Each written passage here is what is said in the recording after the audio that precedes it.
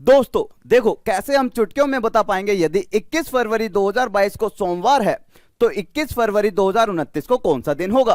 तो सिंपल सी एक ट्रिक है, हमें देखना क्या है 2022 से 2029 के बीच में कितने वर्षों का अंतर है, 7 वर्षों का। 2022 से 2029 के बीच में कितने लीप वर्ष आएंगे, 2 लीप वर्ष आएंगे।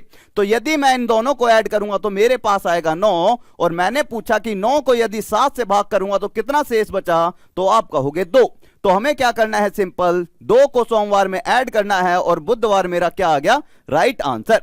तो देखो विद इन सेकेंड हम कैसे इसका आंसर दे सकते हैं।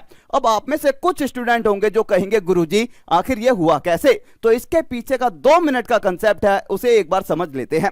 सबसे पहले कंसेप्ट समझने से पहले हमारे पास एक डाउट आता है कि सबसे पहले ये बताओ विषम दिन क्या होता है। तो जब भी मैं विषम दिन की बात करूंगा तो आप सभी क्या कहोगे, 7 से भाग करने पर जो शेष होगा गुरुजी उसे हम विषम दिन कहते हैं। जैसे एक एग्जांपल से समझते हैं।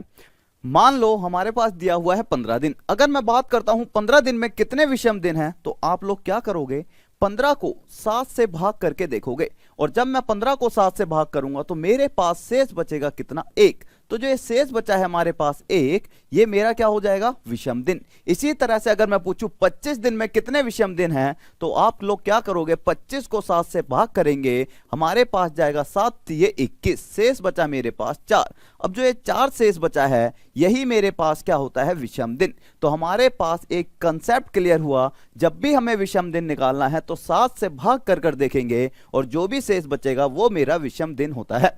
अब हमें देखना है कंसेप्ट नंबर 2, लीप वर्ष और साधारण वर्ष क्या होते हैं।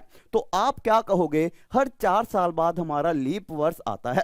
तो इसका मतलब क्या है, तो मैं कहूं आपसे कि ये बताओ कि 2004, 2019, 2010 और 2012 में हमारा कौन सा वह वर्ष है जो लीप वर्ष है और कौन सा वह वर्ष है जो साधारण वर्ष है।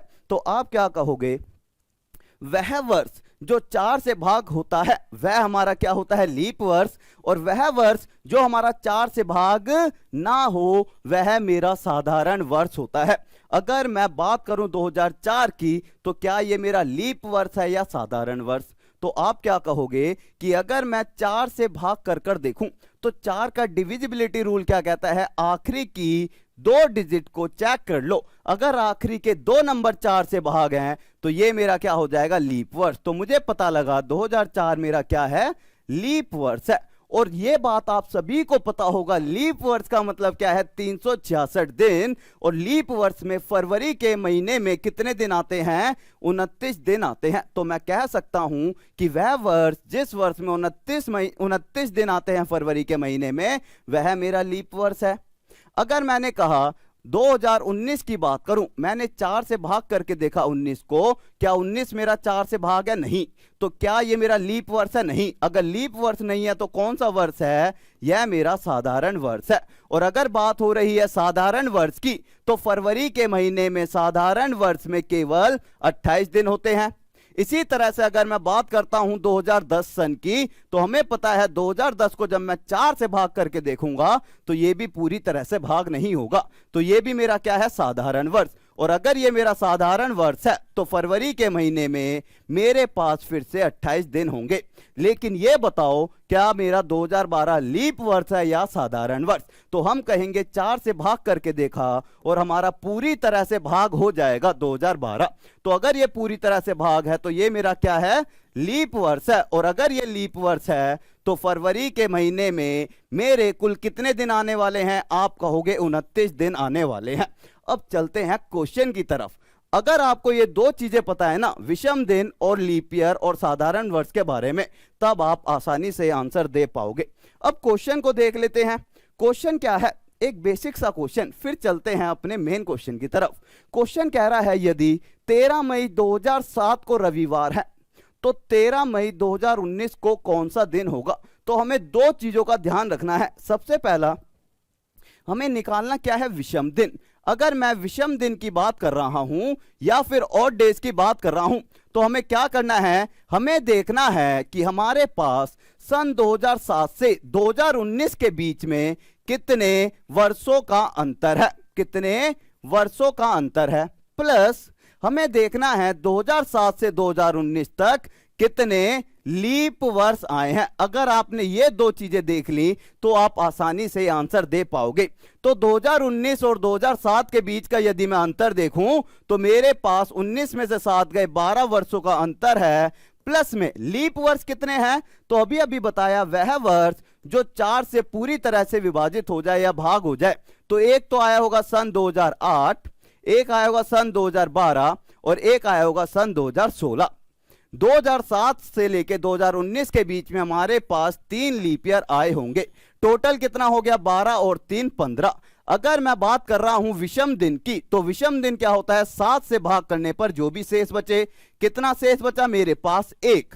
अब इस 1 का क्या करना है गुरु, अगर मैं आपसे कह रहा हूं 2007 से 2019 की बात करें तो हम बाद में जा रहे हैं, 7 से 19 आगे की तरफ बढ़ रहे हैं।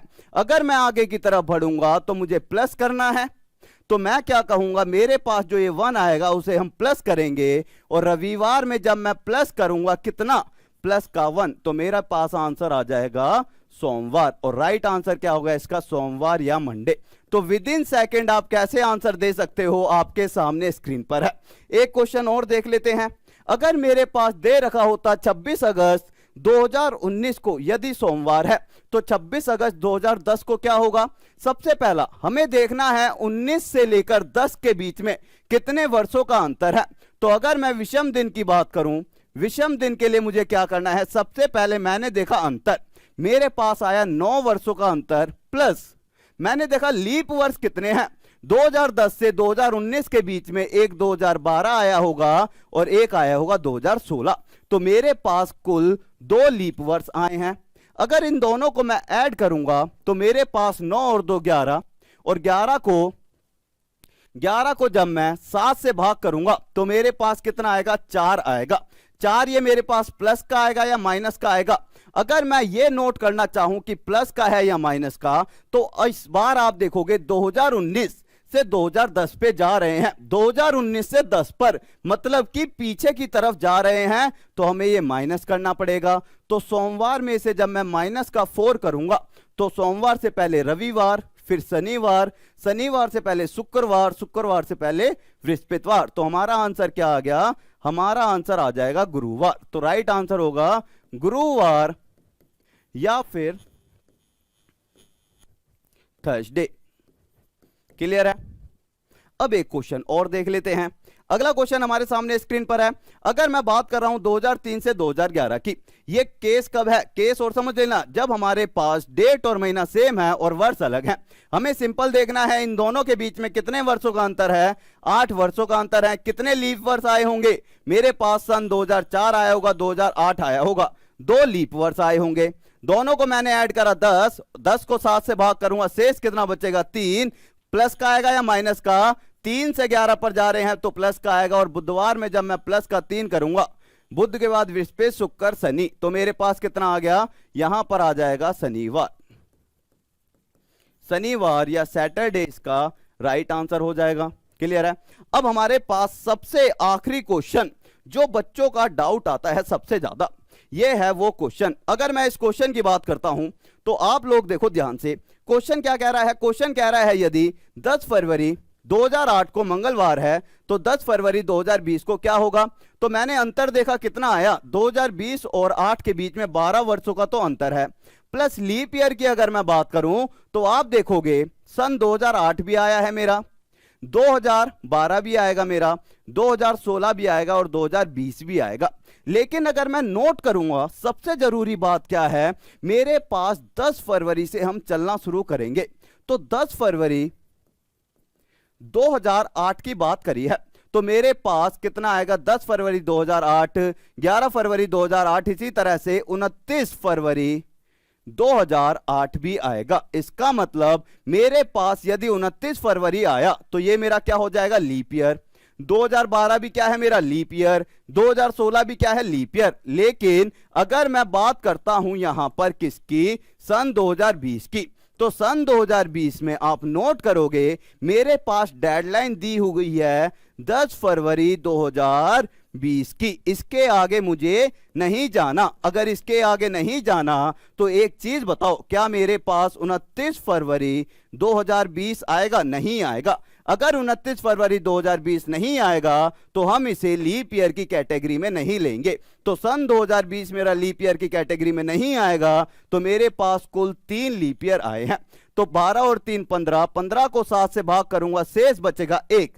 प्लस का आएगा या माइनस का? 8 से 20 पर जा रहा हूं तो प्लस का 1 आएगा, और जब मैं मंगलवार में 1 ऐड करूंगा तो मेरे आंसर आ जाएगा बुधवार, और ये हो गया हमारा राइट आंसर। सिंपल सा क्वेश्चन है।